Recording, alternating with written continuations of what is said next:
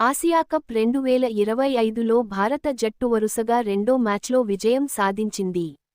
ఆదివారం దుబాయ్ వేదికగా పాకిస్తాన్తో జరిగిన మ్యాచ్లో 7 వికెట్ల తేడాతో జయభేరి మోగించింది. తొలుత బౌలర్లు రాణించడంతో పాక్ను 127/9కే కట్టడి చేసింది. అనంతరం 15.5 ఓవర్లలో 3 వికెట్లు కోల్పోయి లక్ష్యాన్ని ఛేదించింది. దీంతో ఆసియా కప్ 2025లో సూపర్-4కు టీమిండియా అర్హత సాధించింది. అంతకుముందు టాస్ గెలిచి బ్యాటింగ్ చేసిన పాకిస్తాన్, భారత బౌలర్ల దెబ్బకు 127/9కే పరిమితమైంది. ఫర్హారీ 40, షహీన్ అఫ్రిది 33 రాణించారు.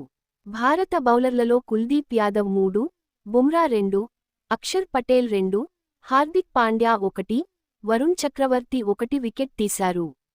128 పరుగుల లక్ష్యంతో బరిలోకి దిగిన భారత్కు ఓపెనర్ అభిషేక్ శర్మ మెరుపు ఆరంభాన్ని ఇచ్చాడు. క్రీజులో ఉన్నంతసేపు ఎదురుదాడికి దిగిన ఈ ప్లేయర్ 13 బంతుల్లో 31 రన్స్ చేసి అవుట్ అయ్యాడు. ఇందులో 2 సిక్స్లు, 4 ఫోర్లు ఉన్నాయి. వైస్ కెప్టెన్ శుభ్మన్ గిల్ 7 బంతుల్లో 10 రన్స్ త్వరగానే అవుట్ అయ్యాడు. గిల్ అవుట్ అయ్యాక క్రీజులోకి వచ్చిన కెప్టెన్ సూర్యకుమార్ యాదవ్ సాధికారికంగా బ్యాటింగ్ చేశాడు. రన్ చేజ్కు తగ్గట్లుగా స్కోరు బోర్డును ముందుకు తీసుకెళ్లాడు. గతంలో పాకిస్తాన్పై పెద్దగా రాణించలేకపోయిన ఈ ప్లేయర్ ఈసారి మాత్రం పట్టుదలతో ఆడాడు. చివరి వరకు క్రీజులో ఉండి కెప్టెన్ ఇన్నింగ్స్తో మ్యాచ్ను గెలిపించాడు. తిలక్ వర్మ 31 బంతుల్లో 31 రన్స్, శివం దూబే 7 బంతుల్లో 10 రన్స్ నాటౌట్ ఫర్వాలేదనిపించారు.